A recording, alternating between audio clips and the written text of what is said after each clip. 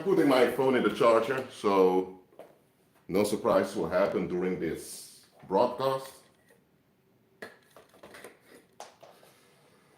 Hold on. Just wait, people. Again, I'll start at 4 minutes, so feel free to come in. Around 4 minutes, I'll start, okay?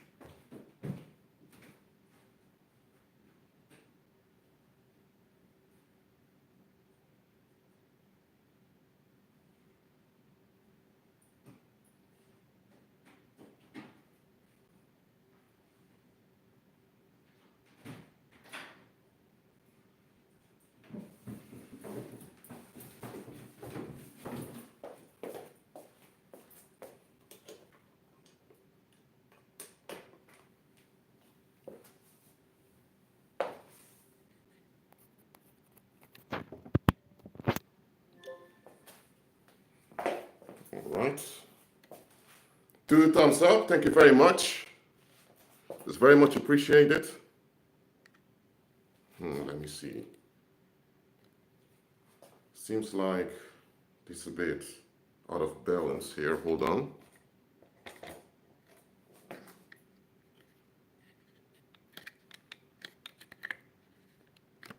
Okay, good. When you're here, let me know in the live chat, please. Suzanne is here, I'm glad. Maria is here.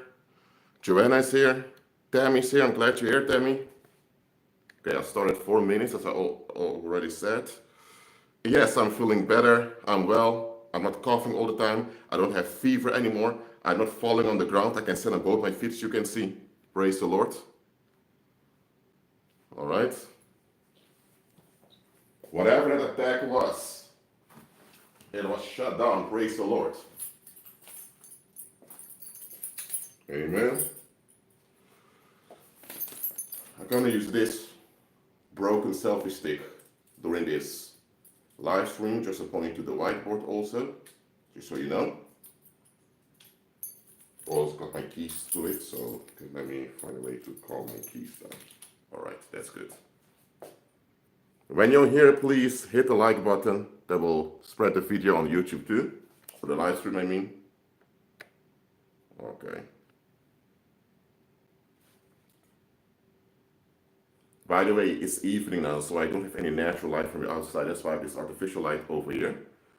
That's good, but on this location, it kind of distorts what's written over there, but I'll see what I can do about that.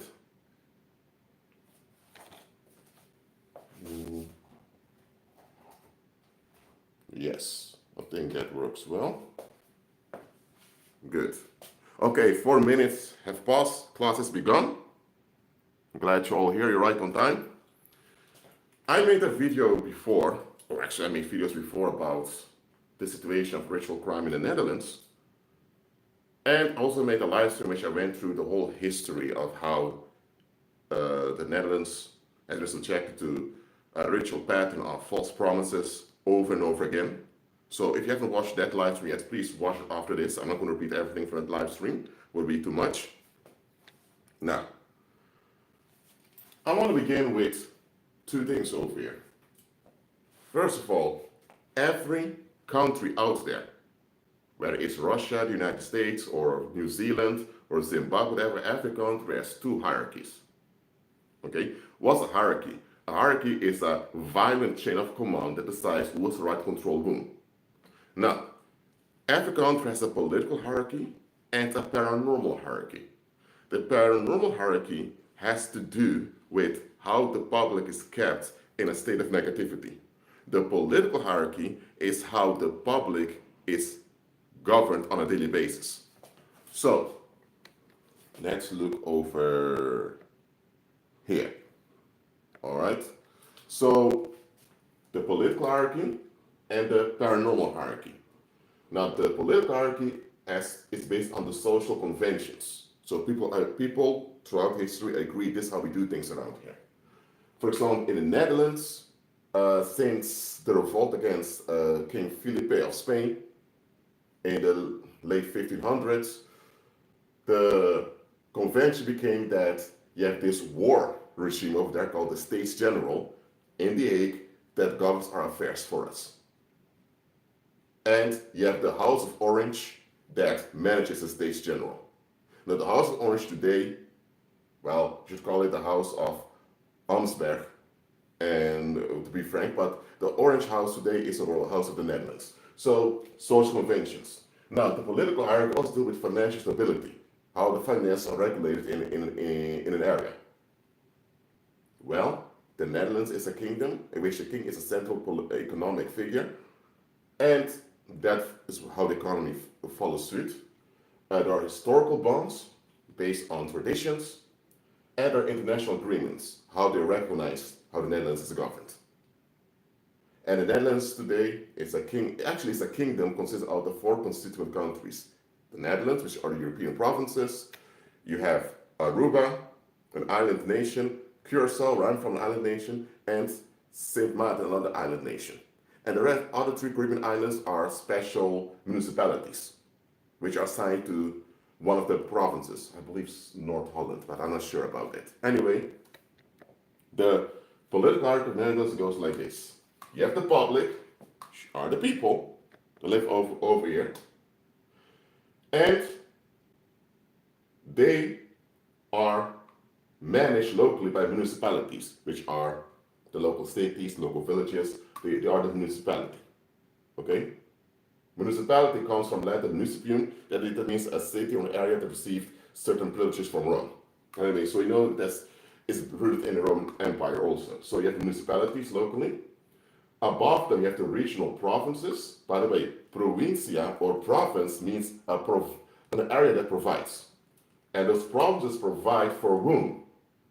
For the king, the royal house, and the Dutch aristocracy. Now, the king, including the royal house, as well as the Dutch aristocracy, they are behind the scenes. Since the 1848 constitution that was documented and installed by a guy called Thorbecke on the request of King William II. But okay, I won't talk too much about that flamboyant homosexual over here, but anyway, William II, who could barely speak Dutch, he spoke English and German much better, was married to a Russian princess. He had a bad reputation. You can look it up for yourself. Anyway, that's one of the reasons why this Constitution of 1848 came, because in 1848 there were riots throughout Europe against what the imperial powers were doing to their own people. So you have this constitution in which the king, the royal house, as well as the Dutch aristocracy remained in the background, and now the war regime of the Netherlands, the States General, remained divided in 2. You had the Senate, who checked everything, and you had the Parliament, where everything was decided. And the Parliament was led by the Prime Minister, and the Prime Minister is also the head of the government. Okay? So this is the Kingdom of the Netherlands right over here. It's a king. It's a constitutional kingdom. So there's a central figure over here, backed up by the aristocracy, that pushes the economy. And that's the difference between a kingdom and a republic. In a republic, there is no central figure and no aristocracy. There's just a bunch of businessmen taking advantage of the public. That's a republic. That's why in a republic there's no actual leadership. Okay? Not I'm praising the current Dutch king, William IV or Willem Alexander, but okay, that's not. I'm not going to talk about him in this video that much. Oh, and by the way, whoever gave this super chat donation, very much appreciated. So this is the political hierarchy, and it's a 4-year cycle to keep this going. It means every 4 years, or if there's a crisis in the parliament, there will be a crack, there will be another election. Elections are psychological sex rituals to keep the public at ease. You have it in the United States also. But anyway, this is the political hierarchy. This is what you are taught in school. Well, you're not taught about the aristocracy and what's behind, but you're taught this part over here. You're taught just be a brave, be a good citizen, pay your taxes, go to work every day, and don't bother anyone else and vote. This is what you were told to do. All right? Now, the paranormal hierarchy is a bit different. The paranormal hierarchy is based on deep-rooted avoidance in the public. And everywhere on the earth, you have deep-rooted avoidance. There are certain things people just don't want to address nor discuss. This leads to public excuses for why certain dysfunctions continue. Now, when dysfunction is way too damaging, then the political hierarchy will step in with laws and regulations, or with the police force, kind of to deal with the symptoms. But the political hierarchy, which includes the police and all the law enforcement, cannot actually deal with the root of it, because the root lies with the public. So this deep-rooted avoidance that leads to public excuses, it is normalized escapism. Now, so I've written here the public, as you all can see. Can you see it over? Okay, so let me put it over.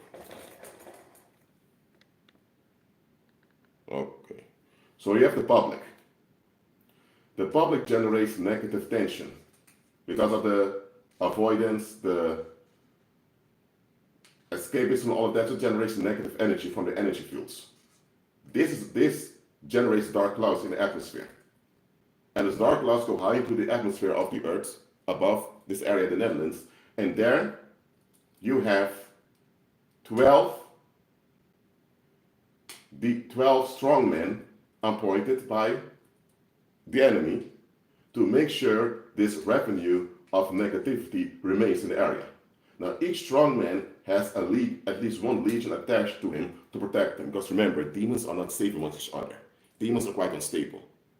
Demons, man, have to look out all the time. So you have 12 strongmen, because you have 12 Dutch provinces, so you have 12 strongmen, and each has a legion around 10,000, a militia of 10,000 fallen angels. So you have around between 100,000 and 120,000 fallen angels gang together in 12 groups, floating in the atmosphere above the Netherlands, and they are assigned to oversee the revenue of negativity in this area. Now, if you go to Britain, there will also be strongmen appointed over there. These strongmen, the 12 strongmen, are 12 fallen angels, each backed up by militia, and they're floating around in the atmosphere, in the sky above here, and they oversee the revenue of negativity to the Montreal. That's what they're appointed to do. All right? And the only way these 12 strong men can have any grip on the population is because of the revenue of negativity that the public generates. So it's the normalized escapism of the public that grants demons a leverage over the public. Before I continue, is this clear to you? Let me know now in the live chat.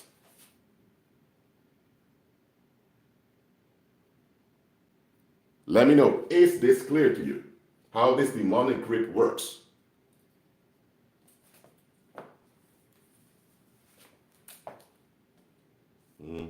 I'll wait till I see some response from you in the live chat. Is this clear? Because it's quite important to understand this about the paranormal hierarchy. Now, in this case, I take the case study of the Netherlands. In other areas, it may be a bit more extended, but this is how it works around here. Okay, so it goes like this: the public is in dysfunction in households, in their living rooms, in their bedrooms, in their kitchens, at schools, at work. They're dysfunctional. Dysfunction generates emotional and mental pollution. This is emitted on energy fields. This pollutes the environment, and negative energy flows slowly into the atmosphere, eventually reach the demons in the atmosphere. Okay? So it's the public that feeds the demons. The demons have no strength of their own to keep the public under their grip. So those 12 strong men about the 12 Dutch provinces are not, they're not gods or anything like that. They're just 12 pathetic losers whom the Heavenly Father kicked out of heaven, and those 12 pathetic losers are even chased off, just like each of them needs around one. That's why they together need around 100,000 armed militias of fallen angels to protect them. And they're the ones assigned by Satan to keep this trauma going. So there is no kingdom of darkness operating in the Netherlands because the dark side has no kingdom. Because Satan is not even a leading figure to begin with. Satan is running away all the time, as I explained before. So, understanding this, the only way these 12 legionaries, these 12 strongmen, and their legions, so around between 100,000 and 120,000 demons, the only way they can keep the Dutch public like this is because the public somewhere consents to the situation. They may not be aware that this goes on, but somewhere there is some consent on their part to participate in the negativity. So, what happens now is that in the Netherlands, you have those pagans who are worshiping Satan as well as the fallen angels. Yes, you have losers doing that around here, unfortunately, but okay. And those devil worshippers, not every pagan is directly a devil worshipper, because some pagans just use the demonic realm, they use the paranormal just for having ease in daily life. But there are pagans who are straight up devil worshippers, they're straight on. They know that it's Satan they're serving, and they know that they're going to lose. But anyway, those devil worshippers, they're organized in cults. And those cults have offices. And those cults, they are assisting those 12 strongmen. So those cults, those armies of human beings, as human beings, they can do things on the earth as an organized group. Evil spirits, no matter how much organized they are, they can't just go out there and do things in the physical realm. They don't have that ability. Okay? So those cults enable the grip of the demons on the Dutch public. So they have to, because that's the only way this can work, trick the public into anxiety and trauma. That's the only way they can do it. So they have to do this in a ritual way. Now, why in a ritual way? Because, okay, let me say it like this. Let's say you hear on the news that a guy was stabbed 6 times. You think, oh my God, that happened. And then you hear that a 12-year-old girl went missing, and after 6 days her body was found. You think, oh Lord. And then you hear that 6 men gang raped a little girl. What's in common here? The number 6. The 6 refers to the X, and the X is an abbreviation of Helios. Helios is another name for Apollo, the sun god, Satan's Nephilim son, whom the Bible confirms to be the Antichrist, the son of perdition. So, all the crimes I've just mentioned were rituals, all involving the number 6. Now, those are actual crimes were committed. They're not hoaxes, but there's this code of 6 is codified in it, over and over again. So your brain picks up the 6s. You don't pick it up consciously, but unconsciously you pick up the 6s. And because you pick up the 6s on an unconscious level, you develop an attachment to it. Okay, just another example. Let's say you have this song by, let's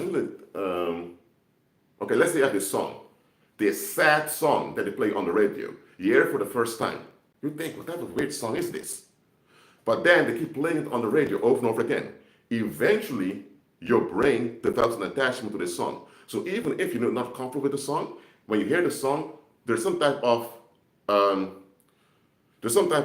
familiarity that's stricken inside of you.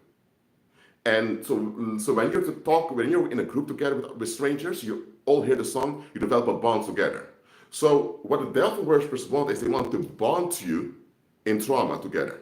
And to do that, they have to codify their crimes so that your brain develops an attachment.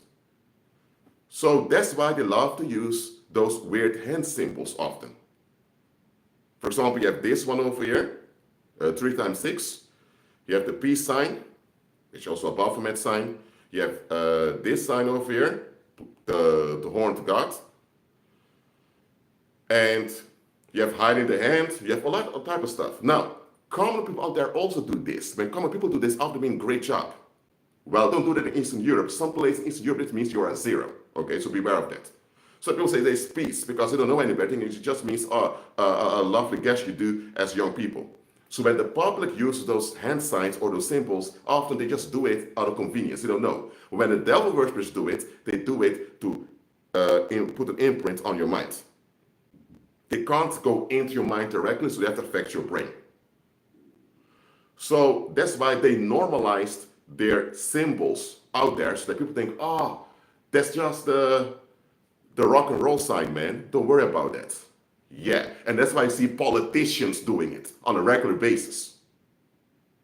What does a politician have to do with rock concerts? Okay, a politician go to a rock concert in his free time. I don't think that's a problem, but you have conservative, so-called conservative Christian politicians doing the devil horns, which relates to rock and roll. What the heck is that?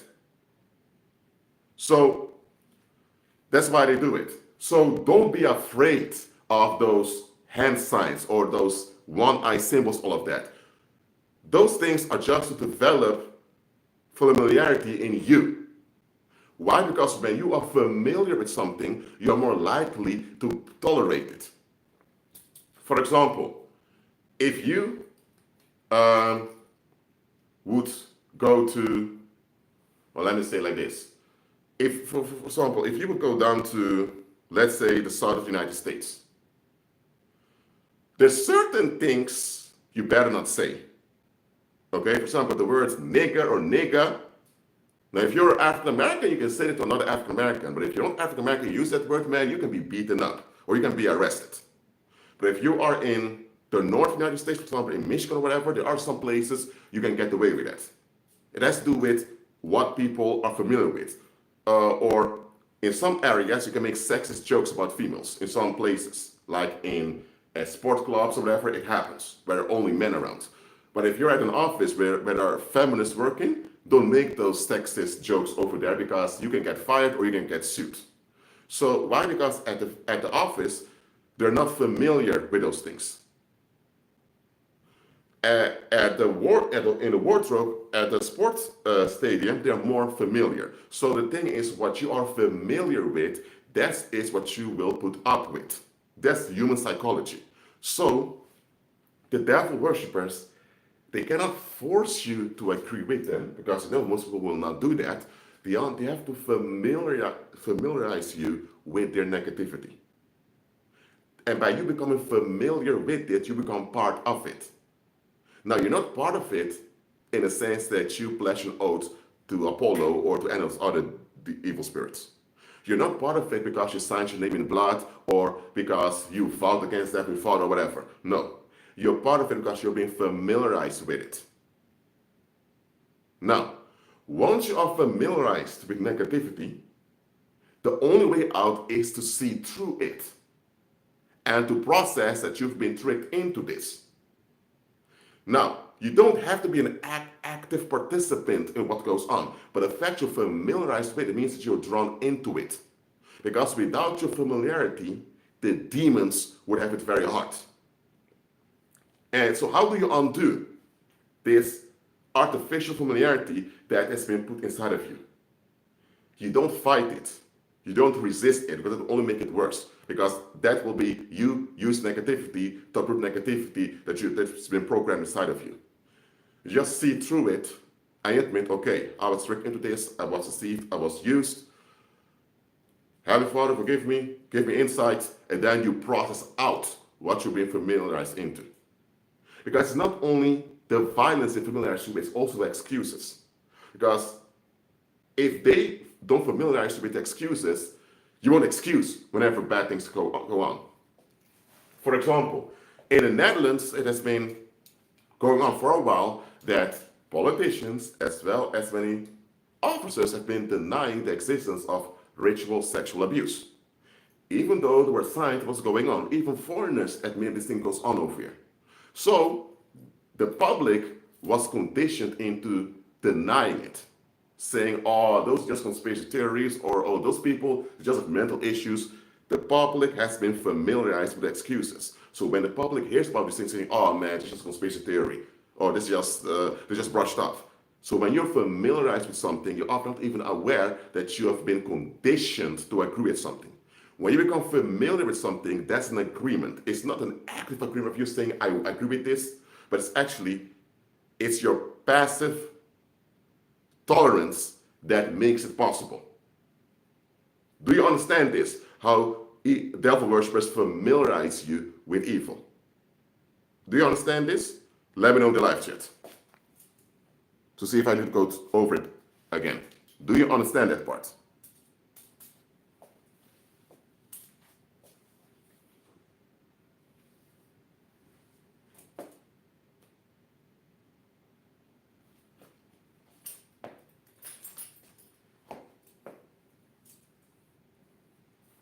All right. The reason I'm asking these things from time to time because I want you to follow what I'm saying, because it's useless for me to keep talking around here and don't understand anything I've just said. So, okay, so people understand this? Okay. Again, if you've been familiarized with evil, doesn't mean that you're evil. Let me point it out plainly. If you've been familiarized with evil, it doesn't mean that you're evil. You're not. You've just been conditioned and trained to be tolerant and therefore indirectly supportive of something you shouldn't be supportive of. Okay. Now we know that this goes on. So now you understand why it's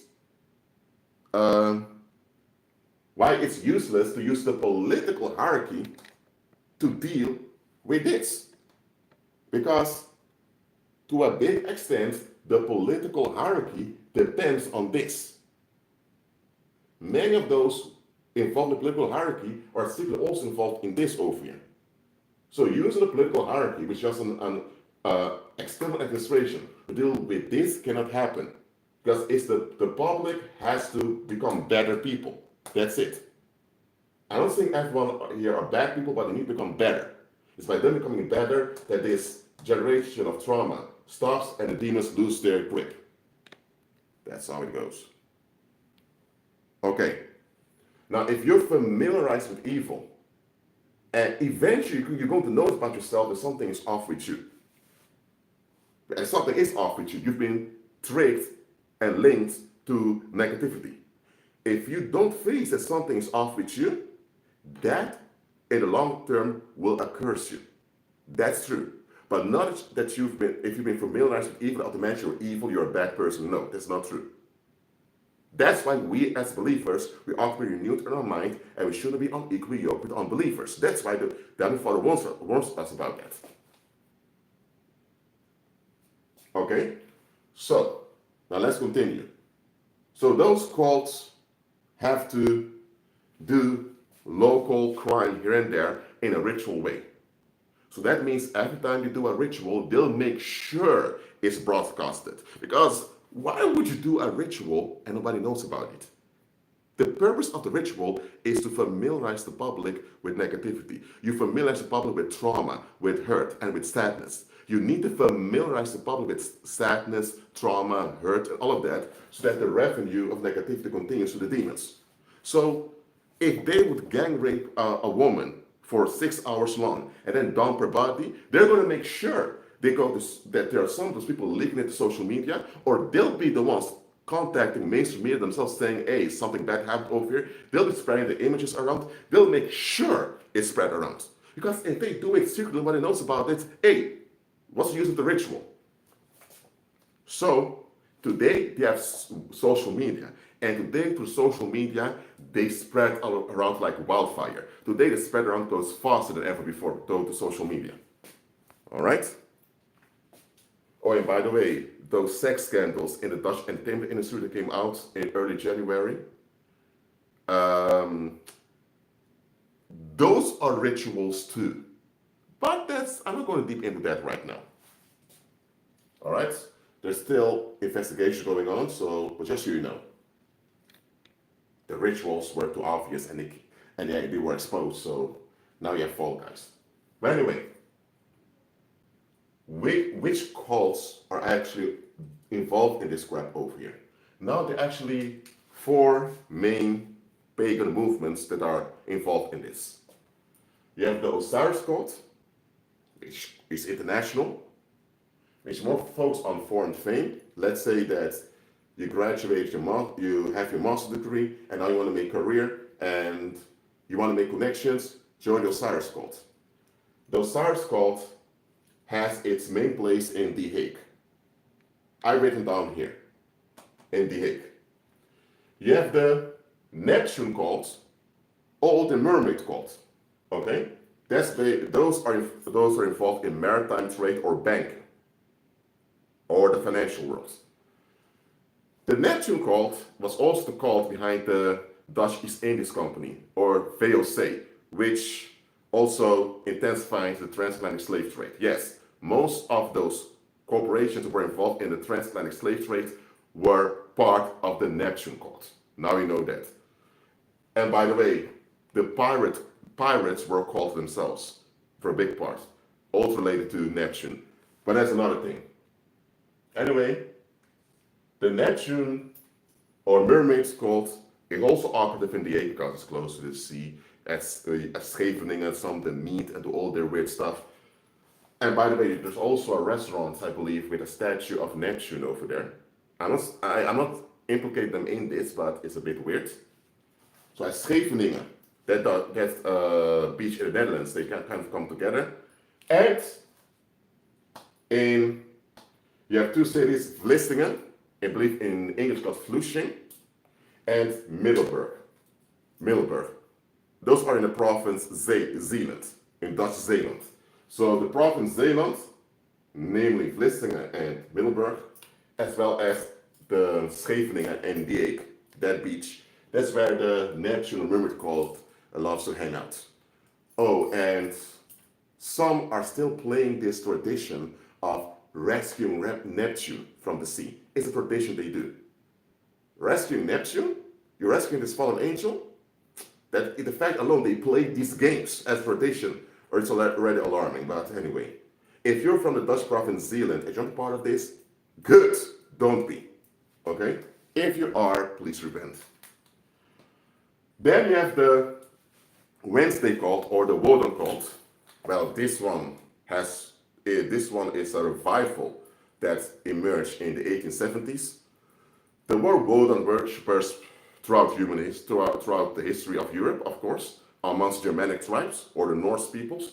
But the current Odin or Woden worship, yes, they call him Odin in Scandinavia. The Germanics called him Woden. Well, this Woden worship as revived in 1870s, as much as this Viking subculture also re-emerged in the Romantic era in the late 19th century. And it became quite popular in what became the German Empire. The establishment of the German Empire in 1870 caused a boom in this ancient Germanic worship, especially in the Netherlands. And the Wednesday cults, they love to hang around this Dutch area called the Veluwe. Veluwe is this forest area more in the east of the Netherlands. It's below the province of Flevoland. By the way, Flevoland is an artificial island they generated. Quite impressive, but below, on the actual mainland, you have the Veluwe. And the reason why they generated Flevoland as an artificial island was because they didn't want to build more cities in the sacred area where they worship their gods. So now you know why. So, well, there's a whole history about it in the 19th century. You can look it up for yourself. But the Wednesday cults, they do that also. And by the way, the Wednesday cults, they loved this victimization of women. Sexual victimization of women, because those are their gifts to Woden. And it's done by men, and women are in on it. So a lot of those feminists here are in on this Wednesday cult. Yet they claim to fight the patriarchy and all that bullshit. Anyway, enough about them. And then for the minorities from the Dutch Caribbean, so from Aruba, Curacao, Bonaire, Saba, Saint Eustatius, and Martin, for the mixed or black population, from the Dutch Caribbean, as well as from some of the West African migrants. There is this Orisha cult, or actually the worship of Ogun. Ogun is the leader of the black fallen angels. Yes, you have a portion of the fallen angels who look like Africans, and they're led by Ogun, this sociopath. Ogun will also appear with swords all the time. And Ogun is the head of the Orisha. The Orisha are a few hundred other black fallen angels who form the government of this sector of black fallen angels. There are around 3 million or more of those black fallen angels out there. So yes, that Orisha cult is not that big in the Netherlands, absolutely not, because the amount of West Africans or people of West African ancestry are quite tiny over here, but still it is around. Oh, and the people they harm and hurt are their own black or mixed people. All of those cults harm their own people, so you know that. And by the way, that Orisha cult also had a Black Lives Matter movement. They copied in the Netherlands just to lure people into their cult. 2013, we were almost trapped by that, me and a few fellow believers, so we left immediately. So, okay. So those are the main pagan movements or cults operating in the Netherlands. So, how do they do it locally? Well, the Osiris cult, The Hague. You don't need to know much about it unless you know members of it. And please look out for those members, please. Not worth it. The Neptune cults, yeah, you can go to the Dutch province Zeeland and you can talk to people about it, and maybe some elderly lady or some elderly man will tell you, come next Sunday after church service to the forest and we will talk about it, and then they will introduce you. Or you can talk to some of those people involved in the financial world or people involved in maritime trade who have deals, and you'll figure out very quickly what's involved. And people involved in this cult, they're also involved in churches. Yes, they use churches as a way to launder money also. The Wednesday cult is a bit more hard to figure out, but the Wednesday cult is almost everywhere because you know who's a member of it. Well, here's the thing. The Wednesday cult or the Wotan cult is only for Germanic white people. So if you're Italian white, you're not allowed to join. If you're Romanian white, no. If you're Greek white, no. You have to be Germanic white. So you have to be a descendant of the Germanic tribes. So if you're from a white Australian who can trace back your ancestry to the Anglo-Saxons or the Dutch or the Germans or the Scandinavians, okay, you're allowed to join. If you're Polish white, you might still be allowed to join because a portion of ancient Poland were Germanic tribes also. But that's the thing. The Wednesday cult or the Wotan cult is a racist cult which also excludes other white people also. So only Germanic white people are even allowed to be there. So for those people, you can recognize them quickly. They are very onto themselves all the time. But okay, so just so you understand, that's how they work on a local scale. So, okay, how do they actually do their crime? This is how they do it. They have agents in the streets. Some of them are fake homeless people. So remember this. There are fake homeless people out there who are actually agents. Sometimes when I walk through the city, walk through life, sometimes even Rotterdam, I see those fake homeless people. Some will even travel by train. I'm thinking, how can these homeless people who have no money or begging on the street, how can they wear nice shoes and travel by train? They're agents. And those fake homeless people, or some of them pretend to be women who were in homeless shelter and all of that, those agents, they go around and they look around them. Okay?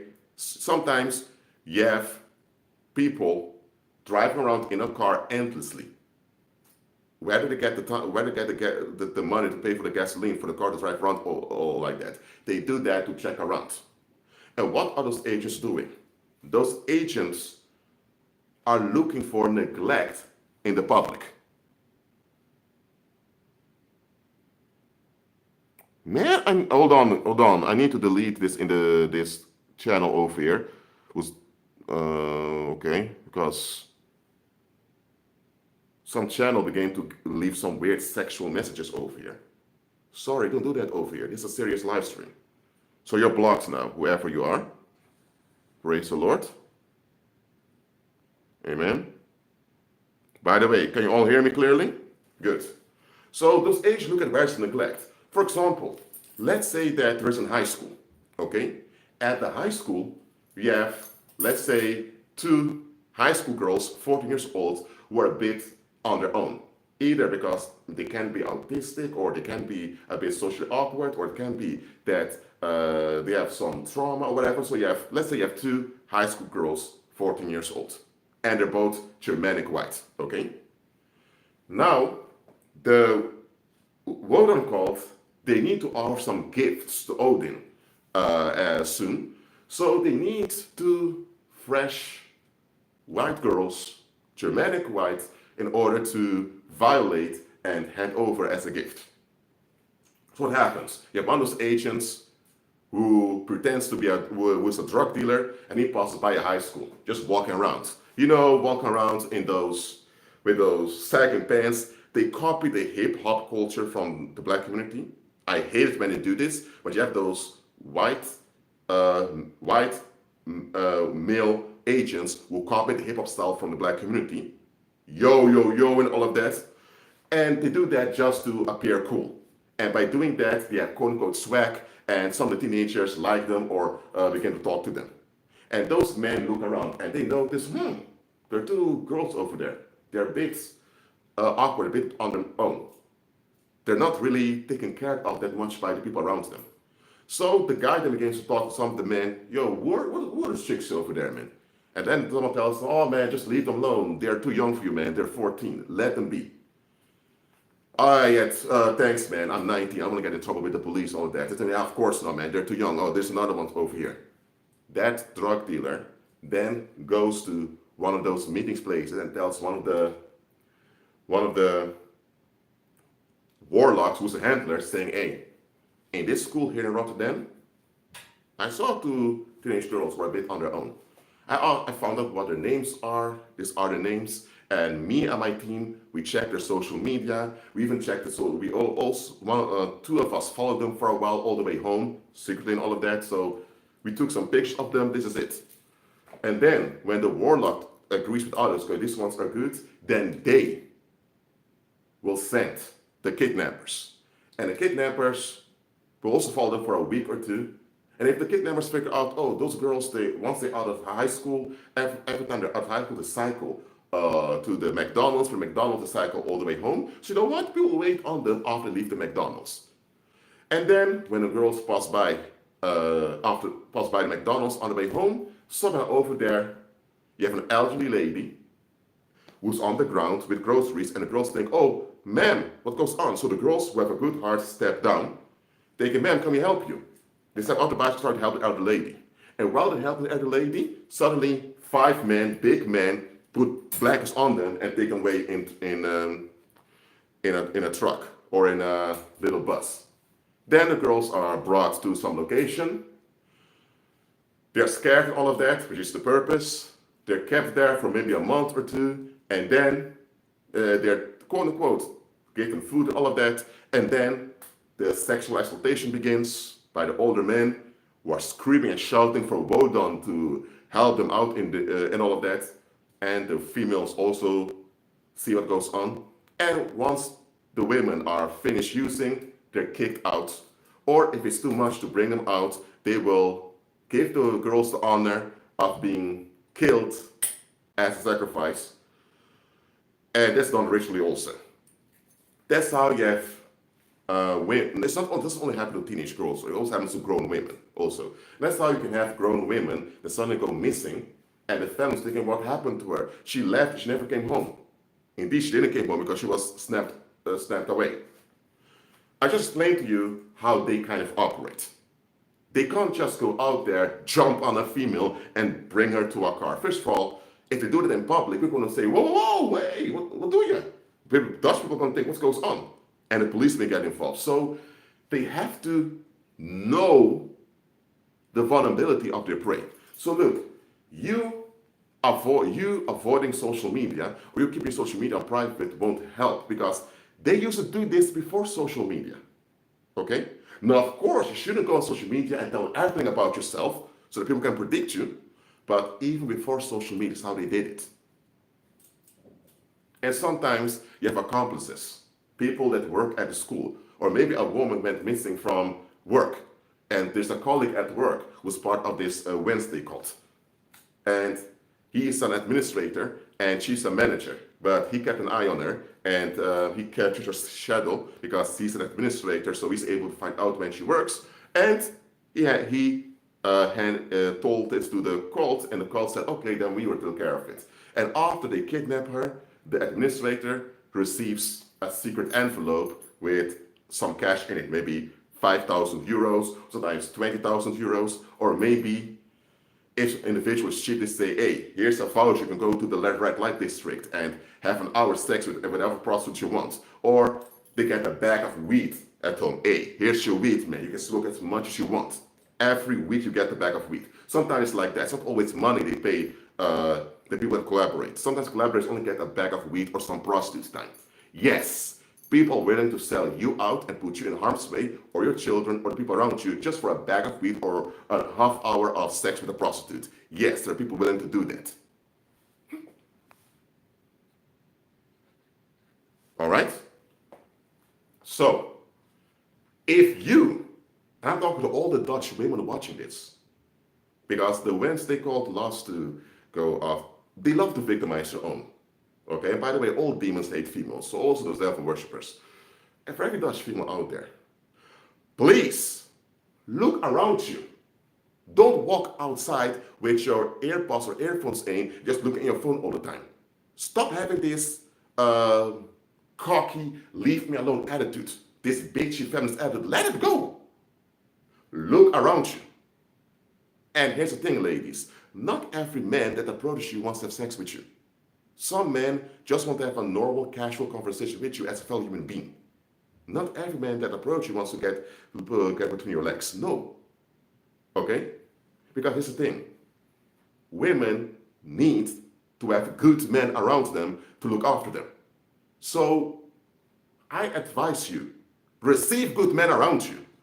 And stop scaring all the men away with this toxic feminist attitude. Okay? Because that's how a lot of you get killed or snatched away, unfortunately. All right? And here's another thing. If you notice any female, I'm talking to the Dutch female still, if you notice any female keeps staring at you for a long period of time and you don't even know who she is, it can be she's just spacing out. I'm not talking about that, but if she notices that there's another female your age or a bit older keeps staring at you, or everywhere you go she kind of appears to, that may be a witch, part of the Wednesday cult, thinking you may be a good sacrifice for their god. So just beware. So about the Orisha cult, because Orisha cult applies mainly to the blacks in the Netherlands or the mixed people in the Netherlands. This is how they do it. They approach you saying, Black Lives Matter, Black Power. We need to fight racism, we need to do this and then support our own people. Very fun. You become a member of the Facebook group, then you meet with them. You go to some protests. For example, you have this anti-Black Peter, anti-Zwarte Piet protest that also goes on in the Netherlands. People are against this tradition of Black Peter. Now, I'm not going to talk about Black Peter right now, that much. But also, they may do that. But then you think, okay, I went to this anti-Black Peter protest. I also became a member of this political party, which consists of colored people. You have this Surinamese woman also in parliament representing this party. You think, I do all of this, but then you realize something's off. And here's the thing. Those Orisha worshippers just want you to be part of their African Satanism. So eventually they're going to tell you, you still talk about Jesus? Nah. So talk about Jesus, man. This is a white man's invention, Jesus. Hold on a minute, but didn't Christ grow up in the Middle East? And in the Middle East used to be Africa in ancient times? How can you say it's a white man's invention? No. Shut the F up. You're still brainwashed by white man's lies, man. You have a lot to learn. They begin to dump you down. And then they begin to use coercive intimidation on you. If they or they may help you out financially, saying, "Hey, man, you need some help? I will help you out. Pay me back in installments." You pay back installments before you know it, they begin to speed it up. And long story short, eventually, you'll have some of those colored or black criminals following you around. And then, when you refuse to give tribute, pop, you're shot in the streets. Or a few black men come out of the blue and stab you. Yes, it happens in the Netherlands, just like it happens in the United States. The Risha cult is operating here too. So, if you have black grandchildren, or if you're black in-laws or whatever, this goes on in the Netherlands. So beware with those anti-racist movements also, because a lot of them are used by the Risha cult as a cover-up to bring in fresh meat for Ogun. So yes, had those Ogun creeps also trying to recruit me. Not going to happen. Get out of here.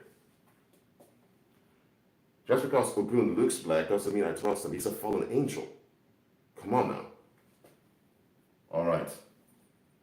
So, another warning on how those cults trick you is through charity. A lot of charity organizations are used as cover-up for cults, so beware. Sometimes you donate a few dollars to a charity just out of the goodness of your heart, and now they have your data. But the ones behind the charity organization are part of the cults. Now they have your data. And now they say, oh, this individual donated us voluntarily. Oh, we know his address. So you know what? Frank, pass by that address of Mr. Dawson a few times. Don't call. Don't bother him. Just check around. Check how it is. Check how the people are. Make notes, take pictures, and come back report to us. Or sometimes you have those Greek fraternities or Greek sororities in college or university, studentenverenigingen called in Dutch. Not all of them, but some of them. And some of those sororities and fraternities, you have those cults also operating. You get me? Now, this is not me advocating against those Greek fraternity sororities. It's your personal decision if you want to join one of them, even though I don't recommend it, but anyway, that's on you. But in those Greek fraternity sororities, you have many of those Neptune, Wednesday, Orisha, and Osiris cult members too. And let's say you go to Leiden, for example. Let's say you're a member of, let's say you have this society called Minerva. It's a famous fraternity in Leiden. Let's say you are a Minerva member. But another Minerva member is also part of this Wednesday cult, for example. And you become friends with him, your fraternity brothers, and little by little, you realize that there's a portion of Minerva brothers also part of this Wednesday cult, and you figure out about them, and they have a lot of money, they have connections, and they offer you, hey, just keep it between us, man. We can help you get the hot chicks, we can get you to get a business loan, we can push this through. So at some point you leave Minerva because your student years are ending, but now you hear, hey, I'm still part of this Odin or Wodan Brotherhood. Sorry, I tend to mispronounce. Still have this Wodan Brotherhood I'm part of. Hey, this is a good thing. And then one day you hear, well, you need to come to this location over here in The Hague, or go to Nunspeet or Harderwijk or whatever. Go over there, and once you're there, you say, okay, it's a restaurant. Okay, I'm at the restaurant. You order some food, and then tell you come to the back door. At the back door, yep, backdoor initiation, gang rapes, late, then they tell you it's just part of the brotherhood. You think, what? And then after being busted in your ass, now they bring you to an open field and you see all those, you see all those Dutch women looking angry and sad and think, oh, hey, guys, what the heck is this? I'm 28 years old. I have a wife at home. Okay, I have children. What's going on? And tell you, oh, brother, relax. Wodan is in favor of you. You say, Wodan, hey guys, we know this all symbolic, right? This Wodan thing, Odin, whatever. And then they tell you to calm down. They put on some campfire. The women are crying and all of that. The women are traumatized. And then the men pour blood over them. And some them begin to, they take off their clothes, put blood on them, dirt on them, begin to scream and shout for Wodan. And then you've never been through this. You've never been this far. And then you see lightning appear, and the actual fallen angel Wodan appears, whose real name is Balaam. And you think, what the? I thought it's all symbolic. But now here you see the actual evil spirit manifesting.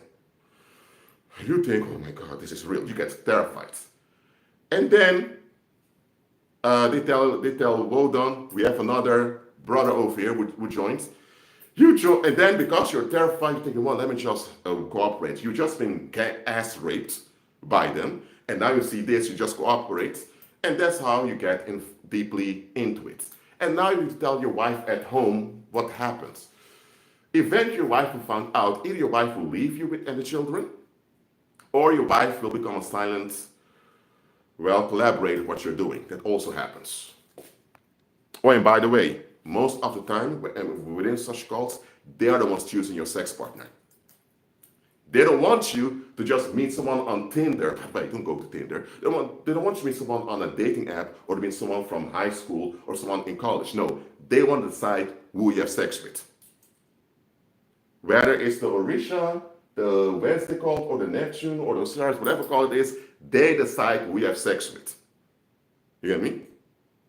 Because if, let's say you meet a woman who's a female, who's a believer, she may have a healing effect on you and trick you to get out. So they want you to be with a damaged good female that won't be a threat to them. Mm-hmm. So that's how it goes. So guys, as well as ladies, beware with sudden friendships that kind of isolate you from other people. Look, there's nothing wrong with meeting new people and forming new bonds. You should do that, especially when you're in your 20s. You should do that. Even when you're older, you should do that. But here's the thing, beware with sudden friendships that kind of overwhelm you, and before you know it, you're isolated from everyone else. That's quite dangerous. That's how they recruit people. That's also how they recruit victims. So, how do they keep all of this hidden? Because there needs to be finances in this. Oh, and by the way, let me take off this coat over here. Not coat, I mean sweater. How do they do with the finances? Well, the Netherlands doesn't have an actually established central bank, yet the Dutch bank, which was started by King William I, will function as a central banking authority, but an actual central bank the Netherlands doesn't have. It's a big secret, actually, but nobody actually talks much about it. That's why banks here have to do their own fraud and crime research. You get me? So that's the disadvantage that those cults take advantage of. I say that may be the reason why they arrange it this way. So here's how those cults do it. You have they have fake businesses. So they register a business. Several people register multiple businesses. Let's say they register 200 businesses at a Chamber of Commerce, Kamer van Koophandel. They register over 200 businesses. Those 200 businesses have a business address. They pay for it. And now those fake businesses, they take the money that they get from the sponsors and from the clients, and they launder it between those fake businesses. And that's why the money remains within the businesses, and that's how they always remain with finance to do what they're doing. That's how simple it goes.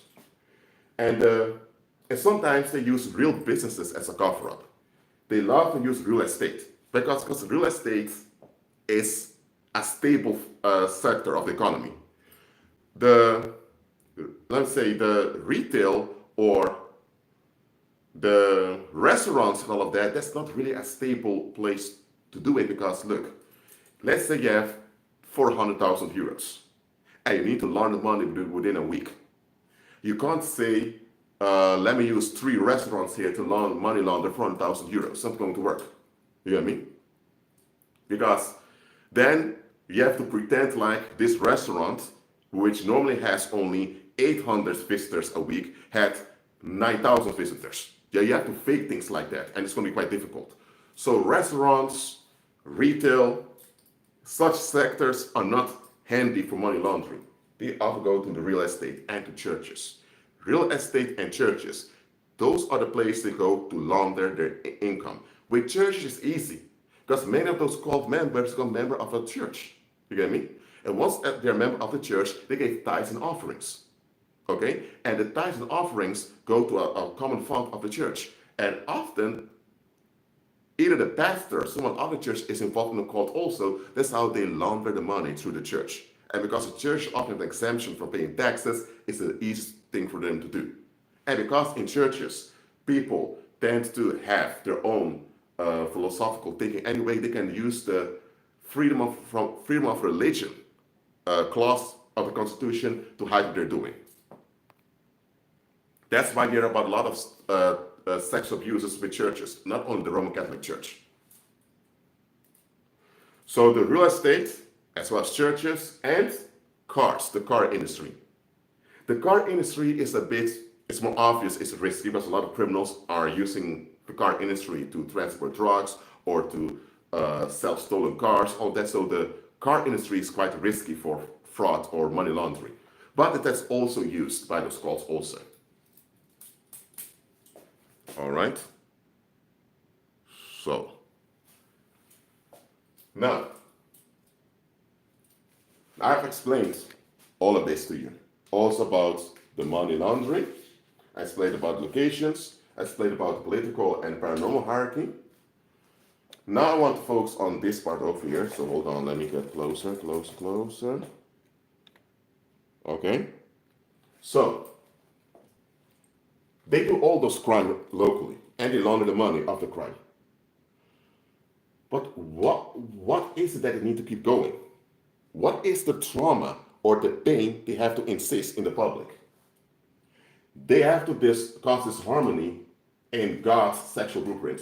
Jah, from Yahweh, by the way, the Heavenly Father's sexual blueprint of husband and wife, male and female, Adam and Eve, they need to bring this harmony in it. And they do this by wounding femininity, by having wounded femininity. They want the women to be uncomfortable being women. That's what they want. You get me? So wounding femininity, that's the purpose. First of all, demons hate females, all, by the way. Those devil worshippers also have issues against females. Also, those witches who are part of these cults also have issues against themselves being female. So they want to put mental and emotional distress amongst the females. They want to plague the females with mental and emotional distress. Why? This will have a mental drain on the male population. And so then the women are psychologically messed up. So the women are difficult to deal with. The men are drained. And then before you know it, you have the feminists standing up for the females who are psychologically damaged, saying, you see, the patriarchy, men, this and that. And then the men are thinking, hey, hold on a minute. And then you have the MGTOW or red pill or whatever community defending the men. And that's how you have this on and on fight against males and females. And this sexual disharmony in the public, that's what they want. Because this sexual harmony causes a lot of psychological harm. It causes a lot of physical discomfort. It also will lead to domestic violence. It will lead to more actual sexual violence going on. So you keep the trauma going. That's what they do. So they want an emotional revenue of aversion and grudges. They want women to have aversion towards the men, thinking all men are predators, all of that. Well, feminism helps them with this bullshit. Then they want men to think that, man, you can't trust women because she may cry rape on you, whatever. So there's a lot of distress. So they want to have grudges and dislikes and hatred between men and women all over the place. That's the revenue that will keep the demons powerful. Okay? Without this sexual pollution, the demons have nothing. Hold on. Well, whoever wants to troll around here, you're being blocked again. Praise the Lord. Yes, the calls are sending trolls over here. Well, it's not working here. All right. So that's what they want. And that's why I told you in this last one already. This sex scandal that came out in the Dutch entertainment industry, well, those in the Netherlands know what I'm talking about. They're in on it. I'm not saying the scandal is a hoax. So I'm not even saying who's guilty and who isn't. But such things happen. It just came out in an inconvenient way. It wasn't not meant to come out. And there are more of such scandals about to come out. Just beware. Sometimes, listen. Sometimes those devil worshippers will bring out their own crimes just to cause trauma in the public. That's what they do. So I just explained to you how these devil worshippers work, and I also explained to you what their weaknesses are. They rely on you being sexually diseased. They rely on you being sexually uncomfortable. They rely on you not abiding by God's sexual blueprint. That's what it is. That's it. The moment you recover sexually, the moment you're sexually healthy, you all become a threat to the stability of the demons. Well, I don't even care about the demons anyway, but you get what I'm saying. And the thing is, they rely on the paranormal hierarchy for their daily ease. All right? But also remember this, the public also normalized a lot of dysfunction that they have to face. So it's also the public that keeps us going. So it doesn't matter how much police you put on the streets. It doesn't matter how many pedophiles or recruiters you put in prison. The public must improve and become better. They must submit to their Heavenly Father. That's what they need to do. Simple as that.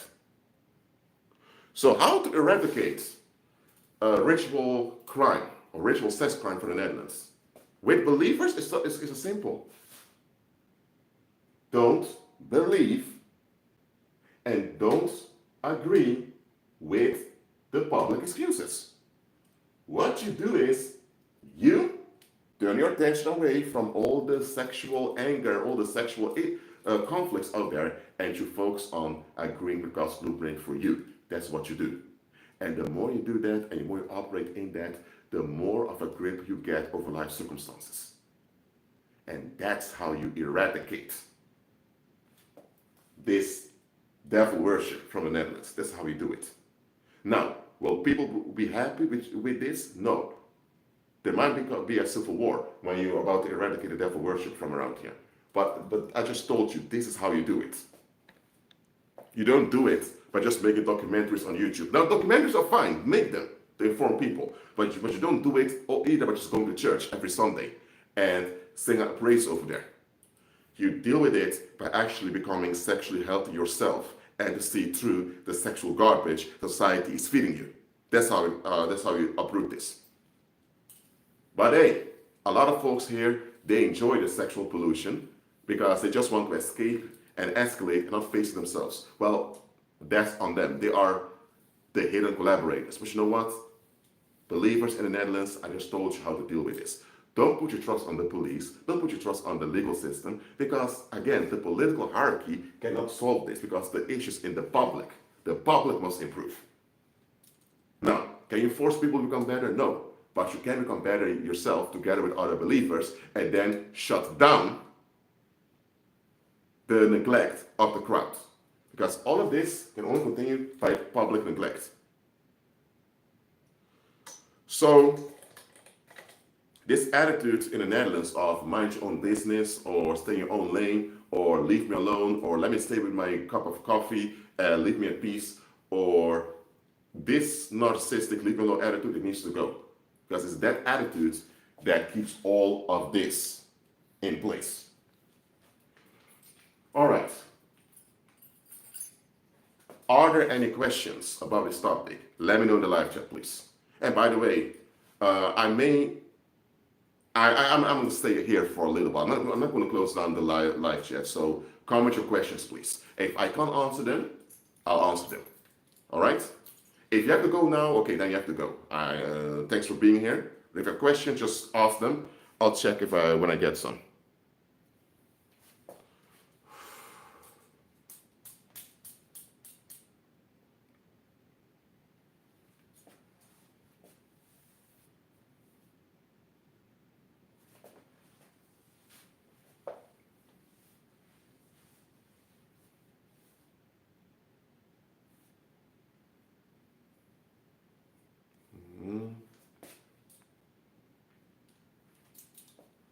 Okay, I'll wait.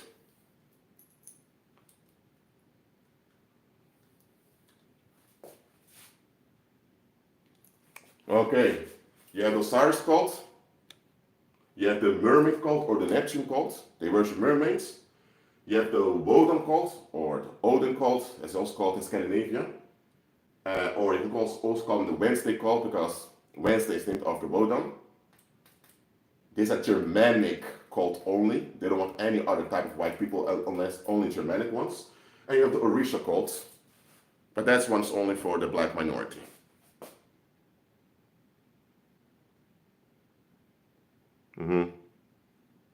Well, these cults, understand this, these cults are not only active in the Netherlands, but I use the Netherlands as a case study on how you can eradicate a ritual crime over here. These are the ones prevalent in the Netherlands, okay? But they're also active all over the place. The Orisha cult is far bigger in the United States, so beware.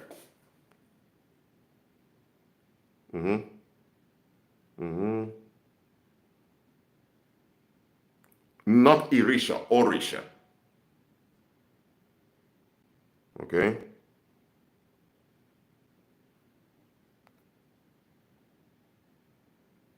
Odin and Wodan are exactly the same entity, also.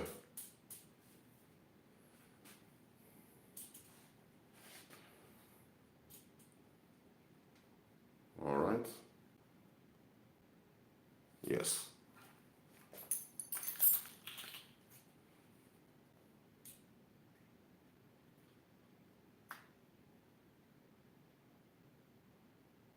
And another thing I forgot to mention, so let me mention it very quickly here. What are they doing with the corpses of the people they sacrificed? Well, the thing is, if they would just throw the corpses somewhere on the road or whatever, you and others will find them. Now, sometimes they do that because it wants you to find the body to cause trauma in the masses. But often, they hide the corpses on corporate property. For example, you can have a company somewhere in the province of North Brabant, and the company, let's say in Breda, has a small industrial plot of land that it rents. And let's say they sacrifice 5 people this month. They will dig a hole somewhere there and throw the bodies in and cover them and put cement on it, and then nobody will likely find out. Or it can be that there's an orchard, or they don't have vineyards over here in the Netherlands, I believe. No, they don't have vineyards. But maybe you have this small farm somewhere. You get me? And on this small farm, there's some bushes where they throw some of the bodies. Why? Because it's a private farm, or it's not a public property. Nobody's going to come there. I mean, if they dump a body somewhere in a forest or in a park or at a beach, of course, everyone can find it. But if it's on a corporate plot of land or a private plot of land, nobody's going to look there very quickly.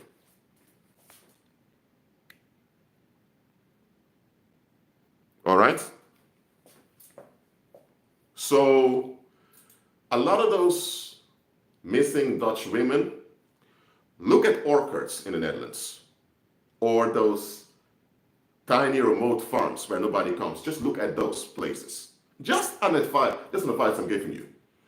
This is YouTube, so I won't come out with my suspicions too openly, especially if I don't have I don't have absolute proof to point out directly. But I'm telling you, look at orchards or those tiny farms or windmills. Look around windmills. You may find some stuff. May. Okay? But anyway, above all, decree and declare exposure of this darkness. Act, command and decree in Christ's mighty name that the corpses spot up and all the darkness comes out. When you decree exposure, things will begin to be exposed. It's a spiritual darkness, we have to uproot it in a spiritual way.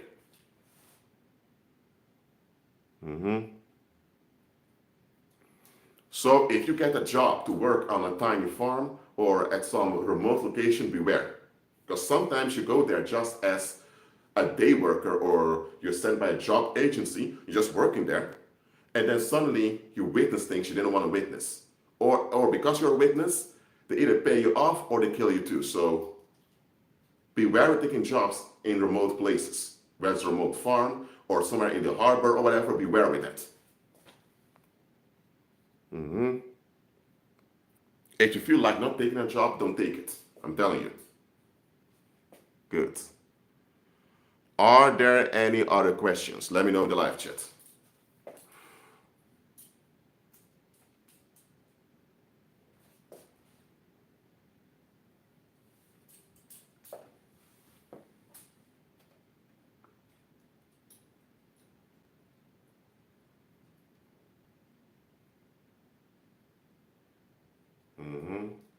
Okay. I haven't received any more questions. Thank you all for being here. Keep on agreeing in Christ Jesus. Be at peace. Keep your eyes open. And I'll see you next time. Thanks for being here.